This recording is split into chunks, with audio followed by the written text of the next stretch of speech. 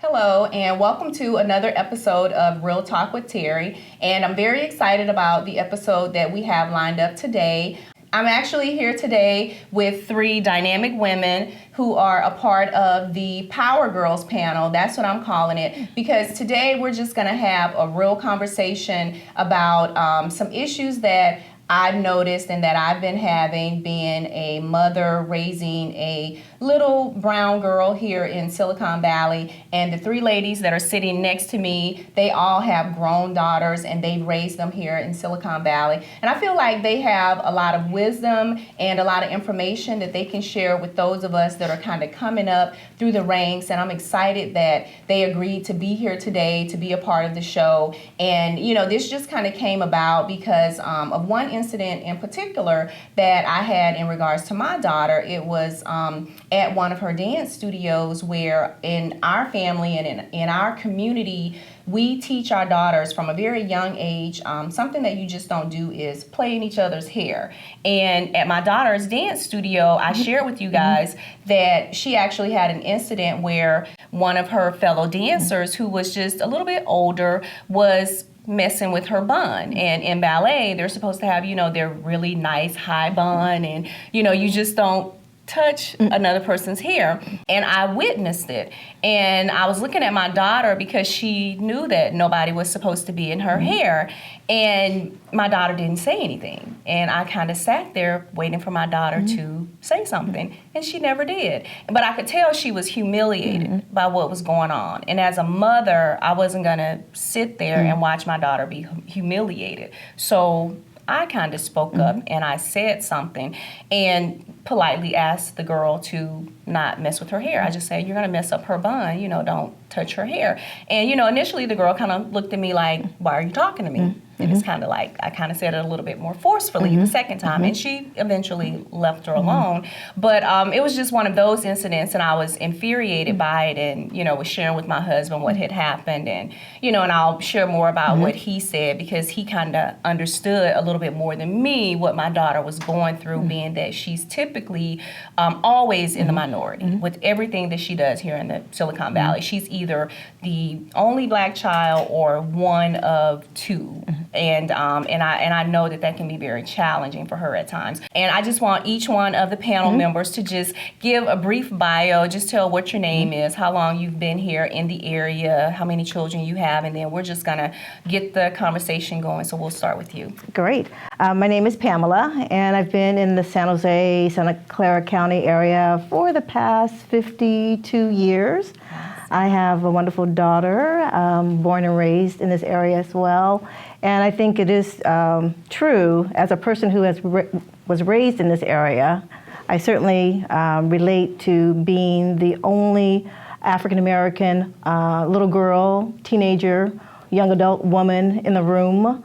I had that experience to where I could share with my daughter to help her cope with some of the things that I knew that she would face. Awesome. Good afternoon, I'm Claudette Lindsay, and I have been here in Silicon Valley for about 44 years. I have two daughters and two granddaughters. I am originally from Alabama, so I know a lot about those events that take place. Awesome. Hi, I'm Tina, and I'm originally from Berkeley. So it was quite a transition coming from Berkeley to, well, I went away to school to Austin, Texas. So that was a big transition. Yeah. And then moved back to San Jose, and I've been in the San Jose area now for about 40 years. I have a son that's 33, and my daughter is 28. My experience is not at all probably what any of yours has been. So it'll be interesting to hear what you have to say and then sort of match my experiences with yours. Awesome, awesome. Well, thank you again, ladies, for being here today. And I'm excited because these three ladies, we also have a special bond. We're in the same sorority, so I'm honored that they agreed to be here. They're my first sorority sisters to sit on the panel. So, yeah. Yes. So I'm excited to have them here. And we're also here on Dr. Martin Luther King Jr.'s weekend. So we will be celebrating Monday together as a group. So I'm honored to be here at San Jose University in the Dr. Martin Luther King Library. So it's just full circle. So it's an honor to be here, and I'm honored that you're watching the show. So we're just going to jump right in. And I know, Pamela, I know that you have a daughter and she was in dance. Yes. So if you could just, share some of that experience, because I am a dance mom and I know yes. that you have some wonderful advice. And if you could just, share a little bit of, what your daughter went through as a dancer. Portia, or my daughter, started dancing when she was 3, as an example. Awesome. And I first want to give you credit to you and your husband for being very actively involved in your children's activities, lives. And I think that is really job one, for us to be present in a meaningful way, leading the classroom activities, being that helper mom, being that party mom, being the field trip mom who actually organizes the events. So I think that's number one. Therefore, you are present and you're setting that tone and that stage, not only for the adults in the room, but also for the other children in the room. So with that being said, coaching my daughter that, again, no one, approaches you or touches your physical body. No one does that. And if anyone does, you are to tell mommy or daddy. So I think being present and also having those conversations in a way that a 3-year-old or 5-year-old can understand is very, very important. And when you do see something that's inappropriate, and most of the time you can feel it, right? It may not be an actual gesture or an actual word, but you can feel it, and you can see how your child is responding. And that is where the parents have to step in, because as I said earlier, your children don't know what it is. They know that it doesn't feel good, but they don't know why. Because they're not old enough, they haven't had that experience, they just don't know. And that's where the parents' job come in, for you to step in and set the tone and let whoever is doing whatever to let them know that this is not appropriate, okay? And you can do it in a very nice, appropriate way, so that everyone understands the point, but also they walk away not feeling diminished, but they understand your point. And that's a good point that you make in situations with our daughters. And I know Absolutely. in particular, you were a dance mom as well. Oh, yes. And I've heard you say something when we were just in doing whatever, and you mentioned how you felt it was very important to be present at your daughters in the dance room and at the recitals, being a helper mom. Absolutely. Because it your presence being there kind of sets a precedent. And I feel the exact same way, which is why I've always pushed to be a helper mom, to be present in the room, because you're there and you can observe what's going on, even if you don't say anything. You can observe and just know what your child is going through, some of the time. So I know, Claudette, you have a daughter as well who was in dance, and if you want to just kind of share some wisdom in terms of how you navigated through some situations as far as your daughter, and whether it be dance or school or another activity or whatever. Sure. First of all, let me go back.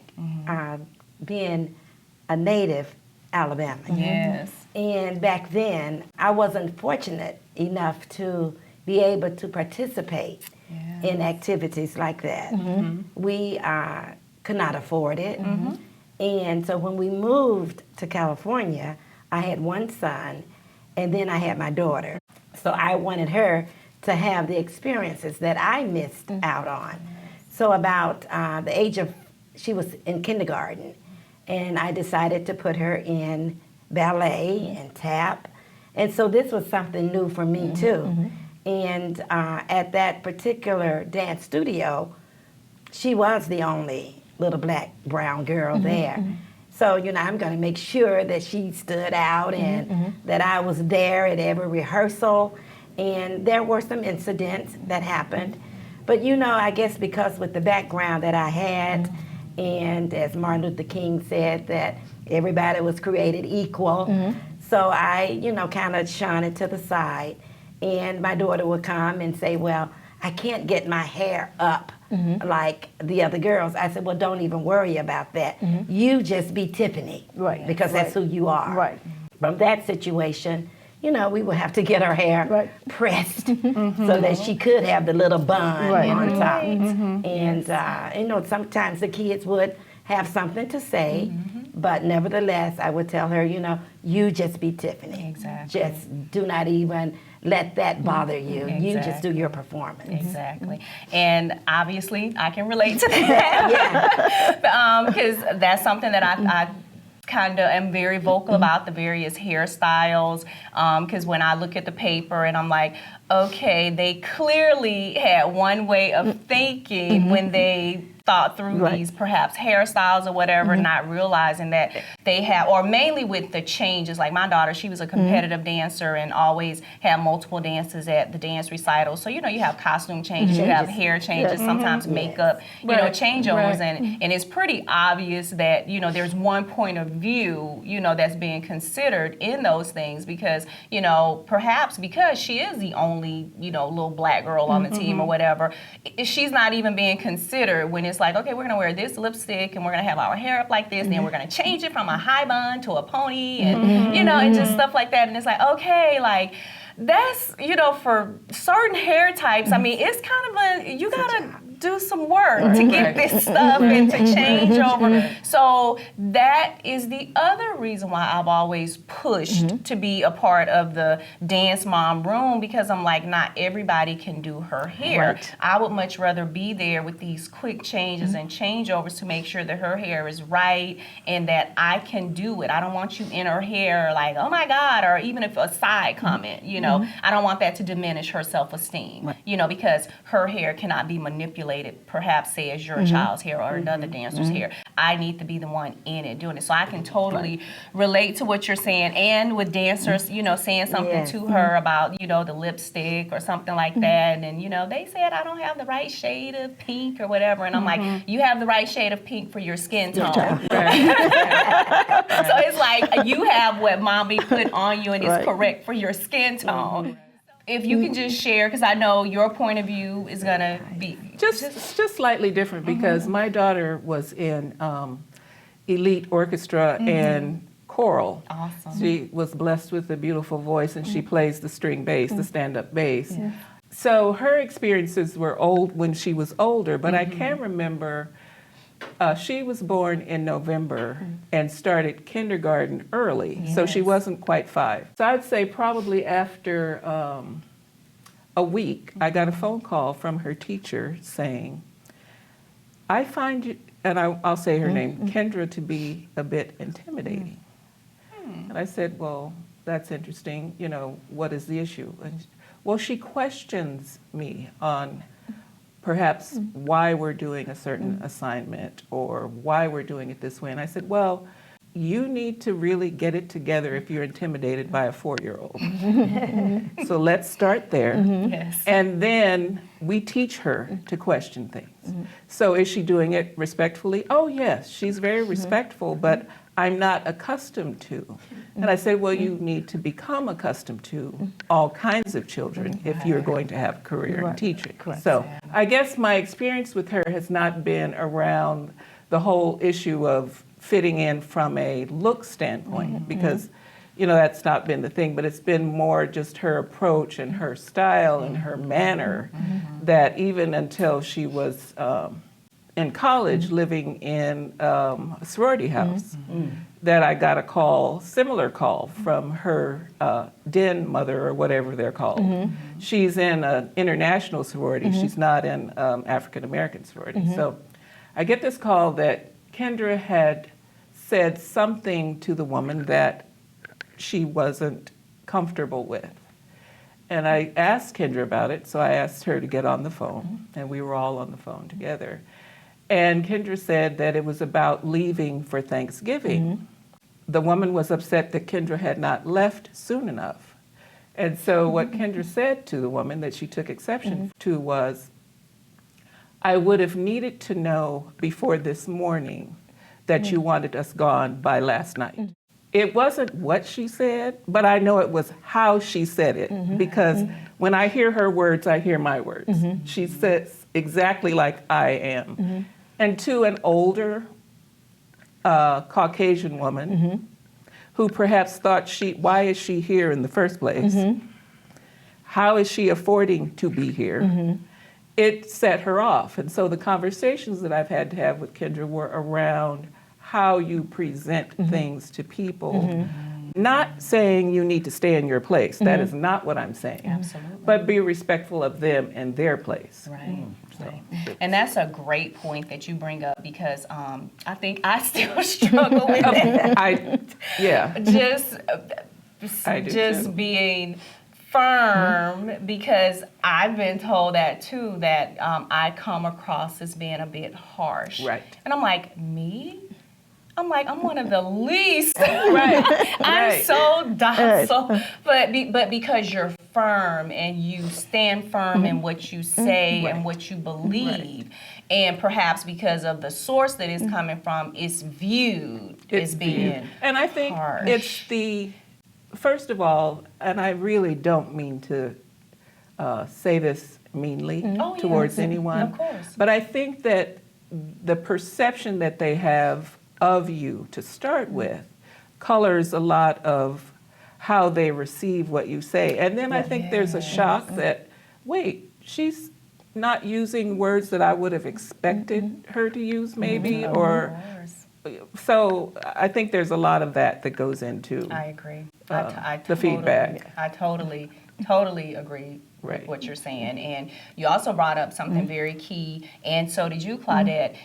I can relate to what you said about, a lot of the things that my children can enjoy and that we're able to be able to afford for them to do. I could not do that as a child. So it's almost like a mixed blessing. Right. We have, Right. More disposable income, so my children can be in karate and dance and theater and all of this kind of stuff. And that's new for me as well because I wasn't raised in those types of environments. So I'm learning how you navigate those situations. So I really appreciate what you said because I'm in an exact same situation where, what I'm exposing my daughter to, I wasn't exposed to those kinds of things. So, and to what you said, perhaps, in those situations, we are being looked at as, from a color standpoint, okay, how can they afford this? I know what we pay, and so is it what they pay? And, and how can they afford it? And, and kind of in the back of their minds and,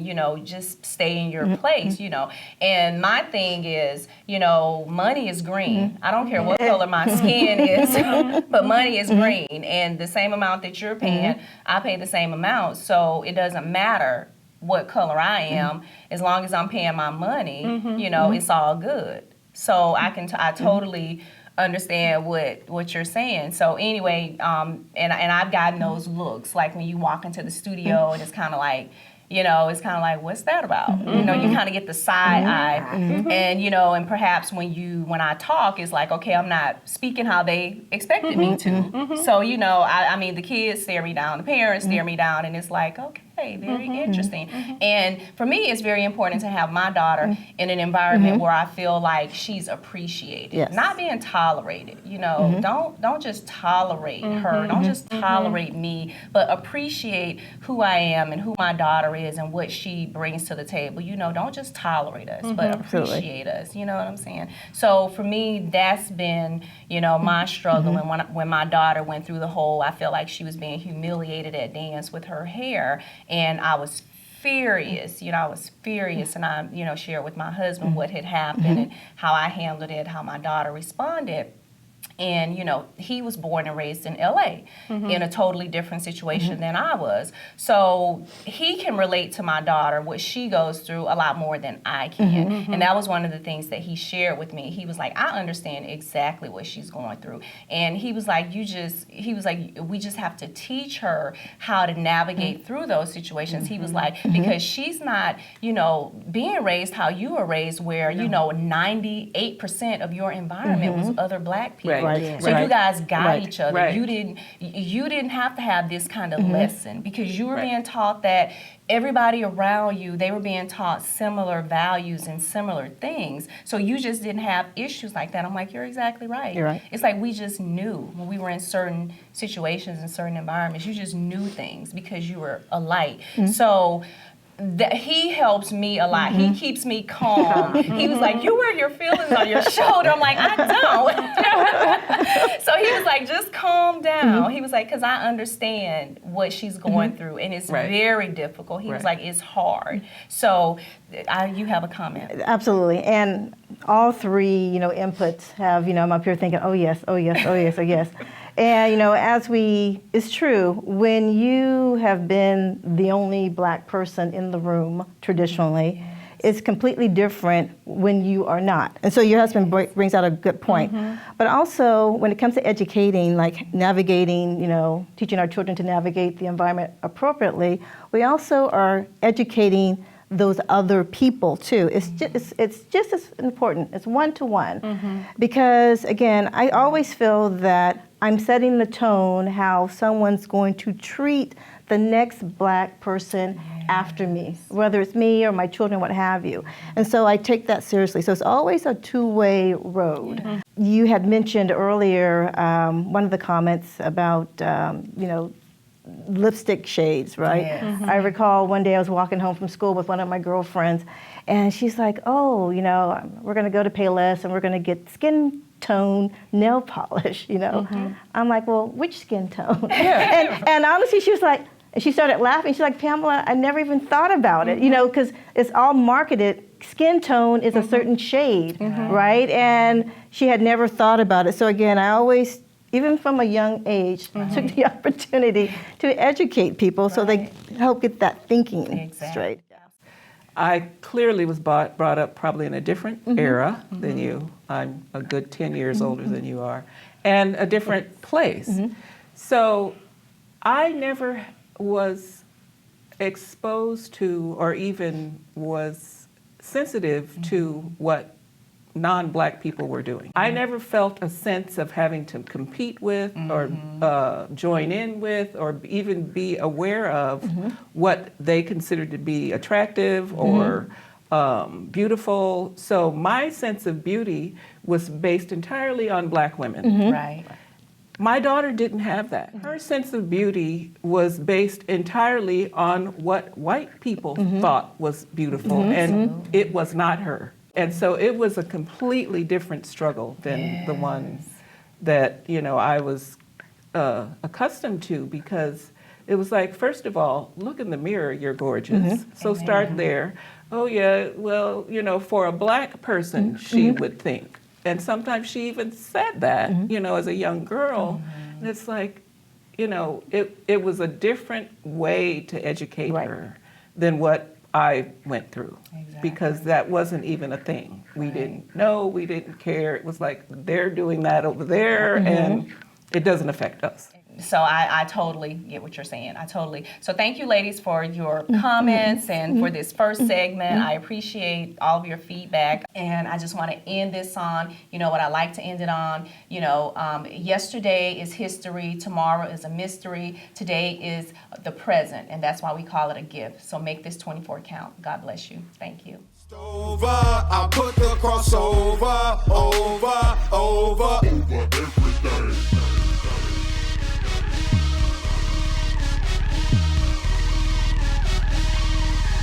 So I'm free from crying, free from my depression. Put my faith inside your love. Now I'm reaching for my blessing.